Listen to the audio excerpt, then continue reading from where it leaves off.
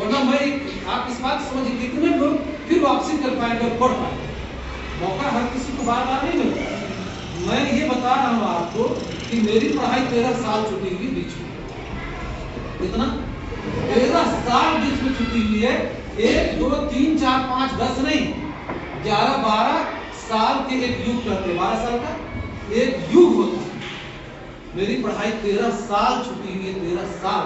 और 13 साल के बाद उस दिन मेरी पढ़ाई वापस हो गई, शुरू हो गई। बीच में भी हम कोशिश करते थे कि हम अपनी पढ़ाई को कंटिन्यू कर सके, लेकिन नहीं कर पाए। उस दिन शुरू हुई जिस दिन मेरी बेटी पैदा हुई। इस पर हम चाहेंगे कि आपकी तालियां जोरदार बजनी चाहिए।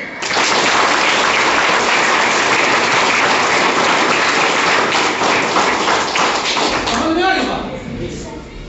तो बेटियों के हक और हुकूक की मैं बात बहुत जोर से और कहता हूं कि खबरदार कोई बेटियों के तालीम तरबियत पर जो है फर्क न करे।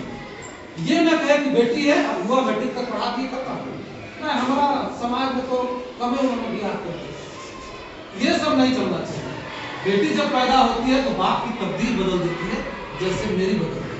हर बात बेटियों होती है जो उसका बाप उसके लिए सबसे बड़ा हीरो है। कोई हीरो नहीं चलेगा। बेटी के लिए उसका बाप सबसे बड़ा आइडियल है। उसके माथे पर पसीना जो बेटी देखती है अपने हाथ से पोंछती है। सही है कि नहीं? एक छोटी सी बच्ची अपने हाथ से पोंछती है। हम ज्वाइन करके हाई स्कूल में जिंदगी में आए, दूसरे दिन पता नहीं बीमार पड़ गए। तो मेरी बेटी जो है उस वक्त समझ रहे हैं, छोटी बहुत छोटी थी, वो न केवल पोंछ रही थी ऐसे कर करके अपने हाथ से, और कुछ कुछ जैसे हम दुआ वगैरह पढ़ते हैं ना तो डुबुता रही थी कि दुआ पढ़ पढ़ के फूक रहे। समझे? वो बेटी होती है। लेकिन ये ध्यान देने की बात है कि बेटियां ऐसी ना हो जिसकी वजह से बाप का सर झुके, ऐसे काम न करे जिसकी वजह से बाप को शर्मिंदगी उठाए। क्योंकि उसके बेटियों में बरकत, हम लोग तो कहते हैं कि बेटियां बरकत है। जिस घर में 3 4 बेटियां हैं क्या करने हैं, घर गए जिस घर में, याद रखिए, बेटियों की हंसियां, बेटियों की हंसी और खिलखिलाहट गूंजती है, बेटियां फुदकती हैं, चहकती हैं, उस घर की बरकत को कोई नहीं रोक सकता, उस घर को आगे बढ़ने से कोई नहीं रोक सकता। और जिस घर में बेटियां किनारे में जाके छुप छुप के रोती हैं, आंसू बहाती हैं, औरत के आंसू जिस घर में निकलते हैं, औरत की तड़प जिस घर में है, औरत को जिस घर में सताया जाता है, आप देख लीजिएगा वो घर बर्बाद है।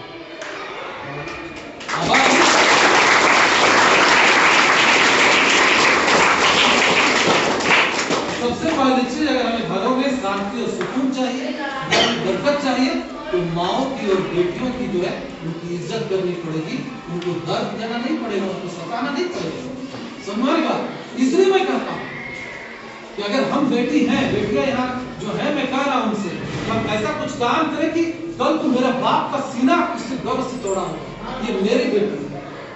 देख के मिसाल बने कि प्रखंड नहीं, पूरे झारखंड में ये कि हाँ मेरी बेटी, इसने ऐसा काम करके दिखाया, इसने कर दिया, इलाके का नाम रोशन। समझे?